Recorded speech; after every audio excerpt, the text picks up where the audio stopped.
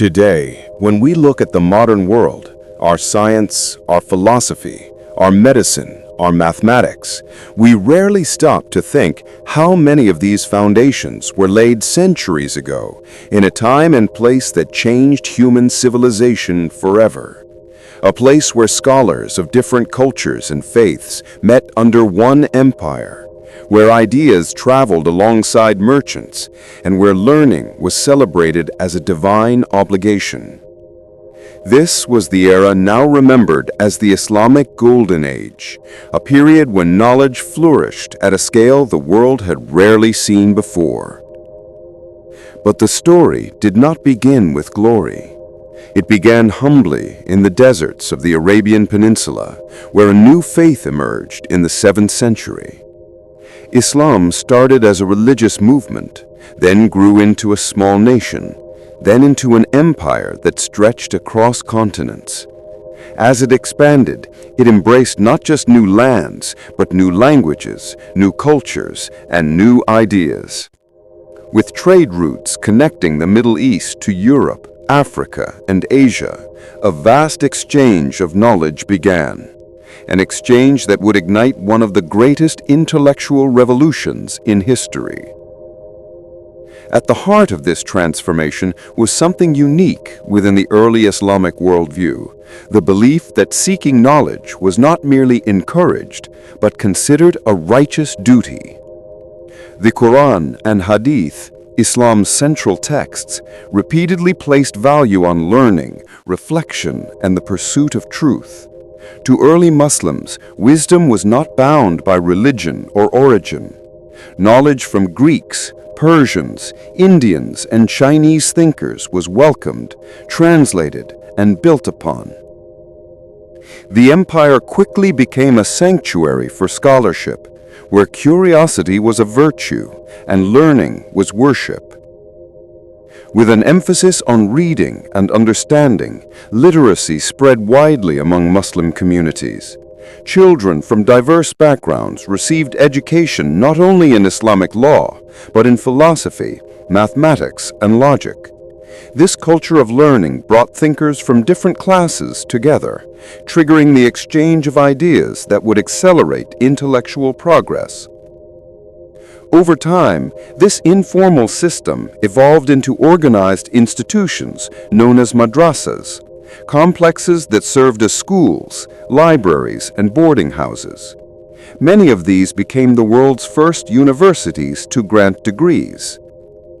But no symbol of this era shines brighter than the legendary House of Wisdom in Baghdad. Built under the rule of Caliph al-Mansur, it became one of the greatest centers of knowledge humanity had ever known. Scholars from every corner of the empire, Muslim, Christian, Jewish, Zoroastrian, gathered there to translate, study, debate, and innovate. It held a collection of rare manuscripts unmatched in the world. These walls became the heartbeat of the translation movement, the engine that pushed the empire into its golden age.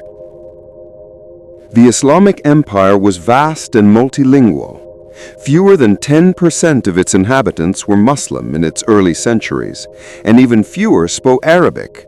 To function, it needed translators, an entire army of thinkers capable of turning Greek, Persian, Latin, and Chinese writings into Arabic.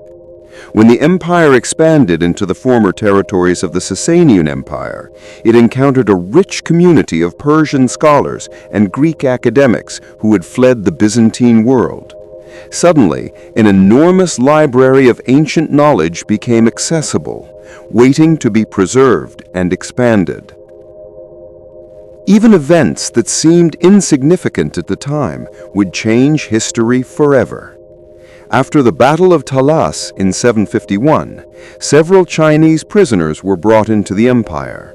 They possessed a secret that would revolutionize the world, the art of papermaking.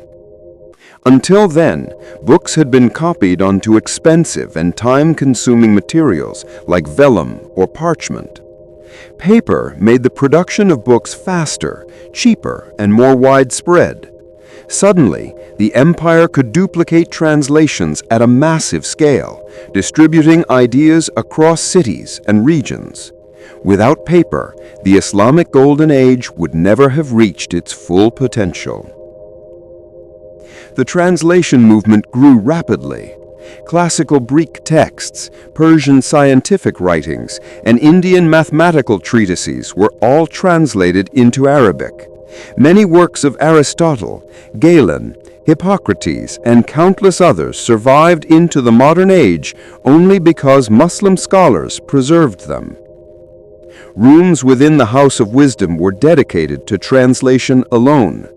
Experts worked tirelessly, comparing versions, correcting errors, and producing new copies.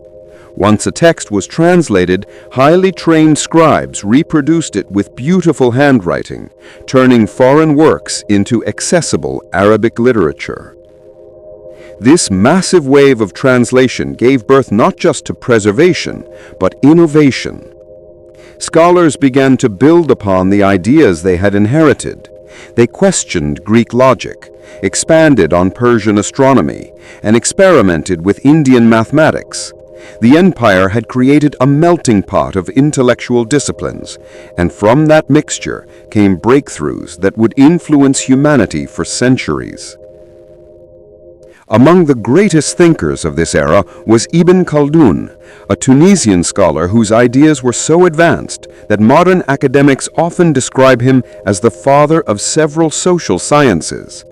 He developed early concepts in sociology, economics, demography, and historiography, fields that would not be formally recognized in Europe until centuries later. Ibn Khaldun believed that human society was shaped by a force he called asabiya, or social cohesion, the invisible glue that binds communities together. His analysis of economics included early ideas of labor value, taxation, and even growth cycles. He wrote about psychology, politics, and cultural transformation, ideas that are still studied in universities today. Meanwhile, the realm of philosophy flourished with two major currents, Kalam and Falsafa. Kalam focused on theology, debating questions about free will, rationality, and the nature of God. Different schools argued passionately, each with its own interpretation. Some scholars embraced reason as the highest form of understanding, while others warned that over-reliance on logic could weaken traditional faith. These debates helped shape Islamic thought and laid the groundwork for future theological discussions. Falsafa, on the other hand, was the continuation and expansion of Greek philosophy. Thinkers like Ibn Sina, known in the West as Avicenna, Al-Farabi, Averroes or Ibn Rushd, and Al-Kindi explored metaphysics, logic, and the nature of existence. Ibn Sina introduced groundbreaking ideas in metaphysics through his famous floating man thought experiment, which sought to prove the existence of the soul. His work greatly influenced European philosophers, including Thomas Aquinas and even René Descartes centuries later. As scholars debated the nature of reality, others explored the human mind and the origins of knowledge. Ibn al-Nafis wrote Theologus Autodidactus, one of the earliest examples of a philosophical novel, featuring elements that today resemble science fiction. His story of a self-taught boy on a desert island examined how humans learn, how reason develops, and how knowledge shapes belief. His work, along with others, reflected a deep curiosity about human nature, one of the hallmarks of the Islamic Golden Age. As the centuries unfolded, the influence of Islamic scholars expanded far beyond the walls of Baghdad or the borders of the empire. Their knowledge traveled along the same trade routes that carried spices, silk, and precious metals. Merchants, diplomats, explorers, and pilgrims moved between continents, carrying with them manuscripts, ideas, and discoveries. The Mediterranean, once divided between empires, became a highway of intellectual exchange. Europe, emerging from its own turbulent eras, increasingly turned its eyes toward the scholars of the Islamic world, seeking answers found nowhere else.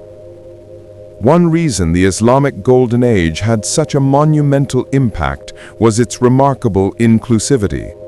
The empire did not rely only on Muslim scholars. It embraced Christians, Jews, Persians, Greeks, and many others. They worked together, debated together, and translated texts collectively. The empire acted like a vast academic network, one where multiple civilizations merged into a single intellectual engine. With this diversity came innovation.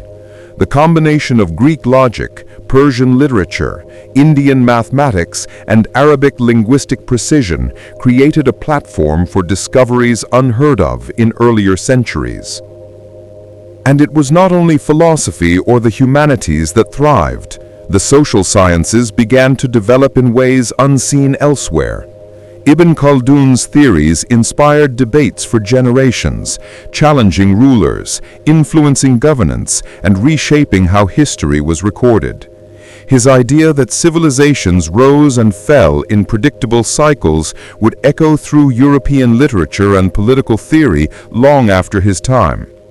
Historians in later centuries would marvel at how a medieval scholar had anticipated ideas that modern sociology and economics would rediscover hundreds of years later.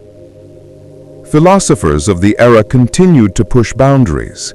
In regions like Andalusia in Spain, thinkers such as Averroes and Maimonides engaged in bold debates that shaped not only Islamic thought but also Christian and Jewish theology. Falsafa, the philosophical tradition rooted in Aristotle and Plato, became a bridge between civilizations.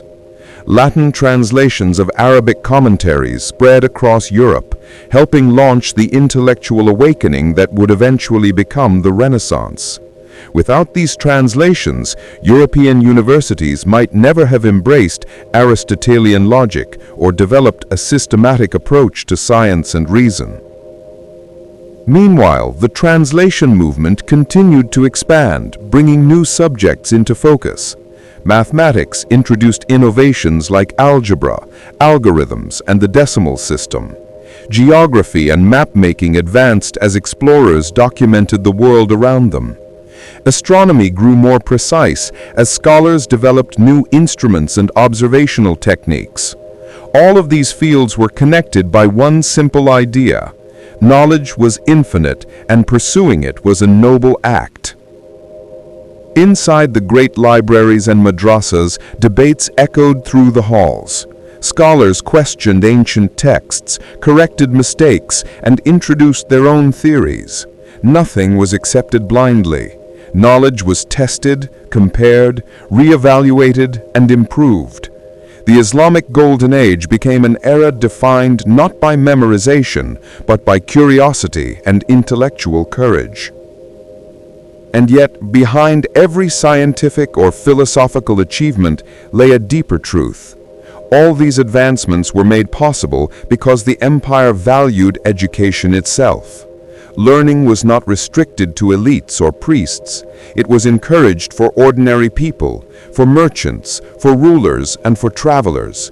The very idea that a society could grow stronger through knowledge became a guiding principle that shaped generations. But like all golden ages, this era too would eventually face challenges. Political fragmentation, invasions, and shifting power weakened the empire's unity. The Mongol invasion in the 13th century delivered a devastating blow to Baghdad, the heart of the intellectual world. The destruction of the House of Wisdom marked more than the fall of a library. It symbolized the fading of an age defined by brilliance. Many scholars fled to other regions, taking their knowledge with them, planting the seeds of future intellectual growth across Africa, Asia, and Europe. Even with these setbacks, the legacy of the Islamic Golden Age never disappeared. the knowledge preserved and expanded by Muslim scholars would eventually spark revolutions in distant lands. European thinkers such as Thomas Aquinas, Roger Bacon, and later scholars of the Renaissance drew heavily from Arabic manuscripts. Hospitals in the medieval Islamic world inspired medical institutions in Europe. Mathematical breakthroughs shaped everything from navigation to engineering.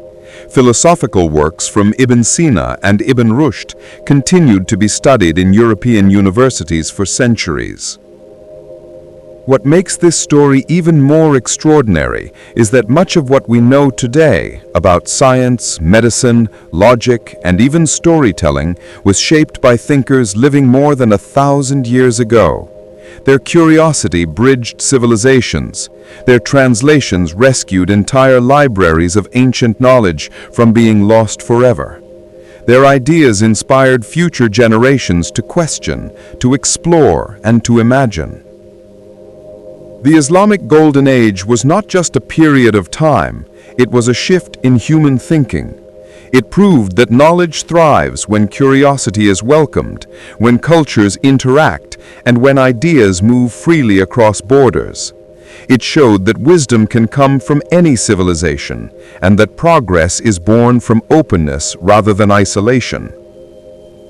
Today, when we use algorithms, study philosophy, analyze history, or rely on the scientific method, we are unknowingly continuing a legacy started in the bustling streets of Baghdad, in the libraries of Andalusia, and in the minds of scholars who believed that knowledge belonged to everyone.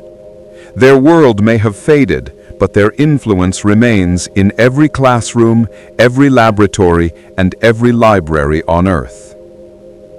The story of the Islamic Golden Age is a reminder that human progress is never the achievement of one people or one empire.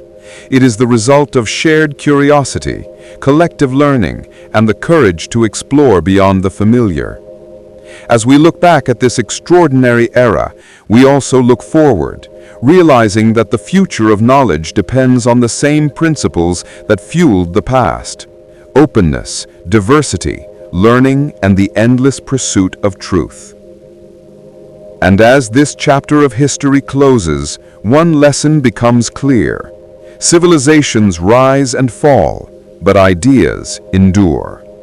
Empires may crumble, but the wisdom they leave behind shapes the world forever.